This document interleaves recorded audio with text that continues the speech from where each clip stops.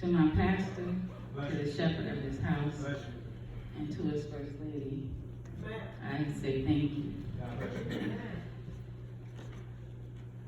In case you have not noticed, the pastor has given the women the right to run the church this week. And I have to say that we have showed up and showed out. Amen. Before I begin to spread the gospel, I want to ask if there are any relatives of the young lady sitting in church today who was so tragically killed. We do want to send out our prayers, not only our thoughts and prayers, but our assistance to the family if we can. I have to say that I was shaken to the core when I first found out about this young lady. I knew of her, I will say. My niece was a very good friend of hers. And all this week and over the weekend, even up until late yesterday, I struggled with the message that I was going to deliver to the church today. And so as usual, before I embark on any of my biblical studies, I got on my knees and I prayed and I asked God, what is it that you would have me deliver unto the people today? And he gave me the word that I'm going to deliver to you. And I struggled with it because I had something else in mind. I'm like, Lord, are you sure? This is the last day of Women's History Month. We need to go out with a bang. Yeah. And God said, yes, I'm sure. And I said, well, give me some type of confirmation if this is what you really want. Because, I still had a thick head as to what I wanted to do instead of what God wanted me to do. And so I told my daughter, who had been sitting in the house all week long, that I said, would you like to go see your grandmother? And she said, yes. So I took her over there. And when I got to the house, my sister and my niece came out and said, you remember the young lady that your niece used to run with? And I said, yeah. They said they found her. She said they found her dead. And my heart just dropped. Because it was just yesterday when I remembered that my niece was running with this young lady. They were like Bonnie and Clyde out in the shoes together. And my sister, she just looked at me and I couldn't do anything but put my head down. And in a selfish way, I just said, thank you, Lord, for placing a hedge of protection around my family, because that could have easily been my niece along with her when she got killed. And so I said that to say to the parents, fight for your children. Do all that you can to protect your children. Amen. And to the youngsters who are sitting here listening to me now, just know that it pays to be obedient to your parents. When they tell you to do something, it's for a reason. You may not always like what they have to say, but sometimes Mama knows, and Mama knows best. Mama may not always be right, but she may know. And with that, I'd like to greet the church by saying namaste. Namaste is a word that I learned when I went to the United Nations a couple of weeks ago. And I attended a women's caucus there, and I was greeted by a clergywoman who was actually the first African-American clergywoman in the Church Center for the United Nations. So we're doing things. We're doing big things as women, as African-Americans. We may not always see it in the news, but it's happening. And sometimes the best way to make it happen is quietly. But she taught me something that I did not know, and I used to always greet people and say, peace and blessings. But when I heard namaste, I liked it a lot, so I said, from now on, this is what I'm going to say to you. And the meaning behind it, it says, may the divine light in me greet the divine light in you. So when I say namaste, I'm going to say it again. I'm going to ask the church to say it back to me. Namaste. Namaste. Thank you. Blessings unto you. The sermon today is going to be on the topic of respect. All right. R.E.S.P.E.C.T. Tell them what it means to me. I told you I couldn't sing. R.E.S.P.E.C.T. Preach, minister, preach to me. So I'm going to try it today. Before I do, I'd like to say a little prayer. I want to ask God to please bestow his blessings upon me.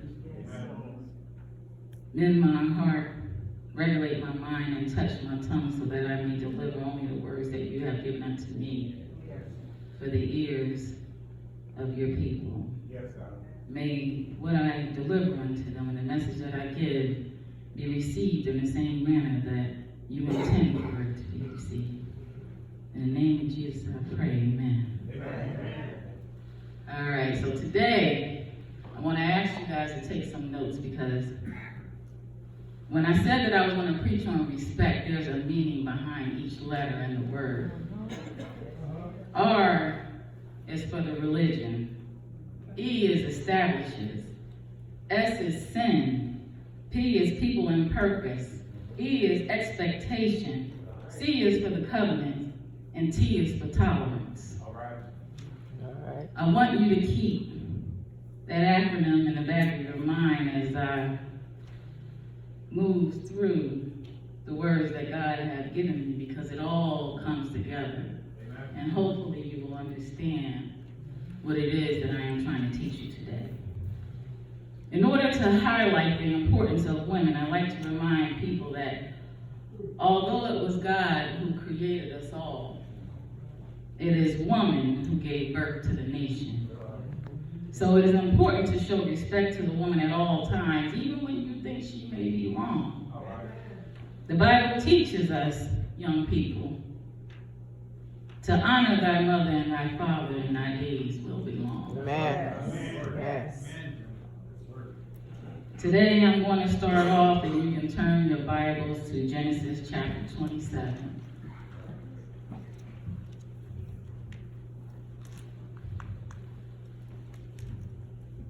Some of us may know this by heart. It says, and it came to pass that when Isaac was old and his eyes were dim, so that he could not see, he called Esau his eldest son and said unto him, behold, here am I. And he said, behold, now I am old. I know not the day of my death. Now therefore take, I pray thee, thy weapon, thy quiver, and thy bow, and go out to the field, and take me some venison. And make me savory meat such as I love, and bring it to me, that I may eat, that my soul may bless thee before I die. And Rebekah heard Isaac spake to Esau, his son. Pay attention to that, his son. Now mind you, Rebekah is his wife, so it's their son. Right. And Esau went to the field to hunt for venison and to bring it. Rebekah then went to Jacob, and we jump down to verse 8 and said, now therefore my son, not our son, my son, obey my voice according to that which I command thee. Go now to the flock and fetch me from thence 2 good kid of goats, and I will make them savory meat for thy father, such as he loveth. Jacob took the food to his father and convinced Isaac that he was Esau, the firstborn. And Isaac, who was now blind, proceeded to bless Jacob under false pretenses. Chapter 27, verse 28 says, therefore God gave thee of the dew of heaven and the fatness of the earth and plenty of corn and wine. That was the blessing. that Isaac had bestowed upon Jacob. Let people serve thee, and nations bow down to thee. The Lord over thy brethren, and let thy mother's son bow down to thee. Cursed be every one that curseth thee, and blessed be he that blesseth thee. Needless to say, Esau came in after Isaac finished bestowing his blessing upon Jacob and was furious when he found out that his brother had stolen his blessing. He was so angry that he threatened to kill Jacob. Now one would ask themselves, why would a mother do such a thing? Did she do it because Jacob was her favorite son? Remember, she said, this is my son. Or did she do it because she knew that Esau would be corrupted by Isaac's blessing? It could be the first reason, it could be the second reason, or it could be a combination of the two. Whenever I heard someone preach about this scripture, it almost always ended with the moral of the story being, whenever something is meant for you, it will be. All right.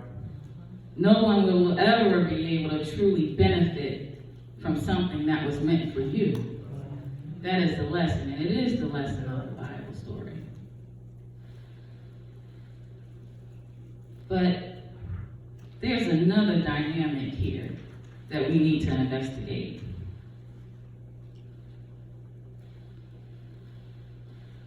Women, more specifically mothers, tend to know when something is wrong. Amen. The one thing I agree with traditional Judaism is that women tend to have a higher degree of understanding, intelligence, and intuition.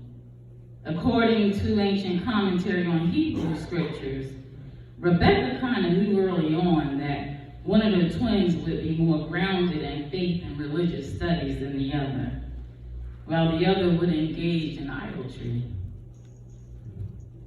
It was noted that when she walked past the house of religious study, Jacob would struggle like he wanted to come out of the womb. And whenever she walked past the house of idolatry, Esau would act crazy in the womb and act like he wanted to come out. In Genesis chapter 5, Rebekah went to the Lord and asked him, what's going on? Like, why are these babies going crazy inside of my womb? Is there some type of meaning behind that? And the children struggled together within her, and she said, if it be so, why am I thus? And she went to inquire to the Lord. Now, the reason why she's asking that question is because if you remember, and if you've been doing your biblical studies, you would know that Rebekah was initially barren. And it wasn't until Isaac went to the Lord and prayed and asked for him to give his wife children. So now that she's pregnant, she's like, oh, what's this? What's going on? Like, I don't understand it. And the Lord said unto her, 2 nations are in thy womb, and 2 manner of people shall be separated from thy bowels. And the one people shall be stronger than the other people, and the elder shall serve the younger. The Lord essentially told Rebekah, you are carrying twins, and they are 2 completely different people. They're completely opposite of one another. One will be strong, and the other will not be as strong, and he will have to serve the older one. Soon after Rebekah spoke to the Lord, she gave birth to the twin boys, Esau and Jacob. It's evident that there was some type of favoritism going on, because in verse 28, Isaac had made mention, or it states that Isaac loved Esau because he did eat of venison, but Rebekah loved Jacob. She already had it made up in her mind that Jacob was the good child, and Esau would be her problem child. Perhaps she wanted Jacob to receive Isaac's blessing before he died because she truly believed in her mind that Jacob's ideals would be more in line with what God wanted. But mind you, the Lord had already told her before what was going to be, shall be. That's right. But she wasn't happy with that. She didn't want to accept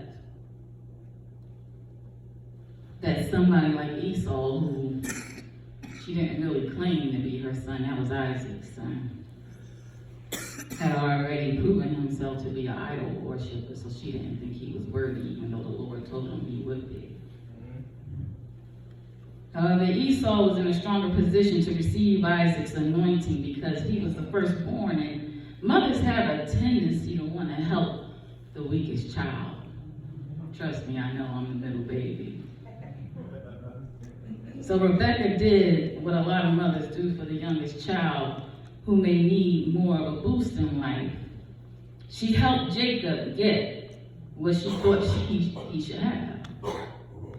Never mind what the Lord told her about how the blessing was to go to the firstborn and the secondborn was served first. The Lord had already established this. Remember that word established and respect? Yeah. This was already established. But all too often, we seek the advice of a prophet. And when he or she gives you a message from the Most High, we tend to think that we can change things. Now that we know what's going to happen, we can do something different to change the outcome. And sometimes it doesn't always work out the way that you think. That's right. Someone here today needs to know that a prophet is not a fortune teller. Please turn around and tell somebody that. I think I'm not the only one who needs to say it today. A prophet is not a fortune teller. A prophet does not conjure up something in their mind and tell you what they think is going to happen. A prophet is someone who delivers unto you a message that comes straight from God. Amen. Rebekah had done something terribly wrong. And the worst part is that she knew about it. She knew what she was doing. And Jacob knew it too. He knew that his mother was asking him to commit a sin against his father. That's why in chapter 27, verse 12, Jacob told his mother essentially, and I'm going to paraphrase that, my father will know that I am a deceiver, and I will be cursed. And Rebekah turned around and told him, no, it is upon me that the curse will fall. So she was willing to risk it all and suffer the consequences in order for her baby to get what she wanted him to have. That's right.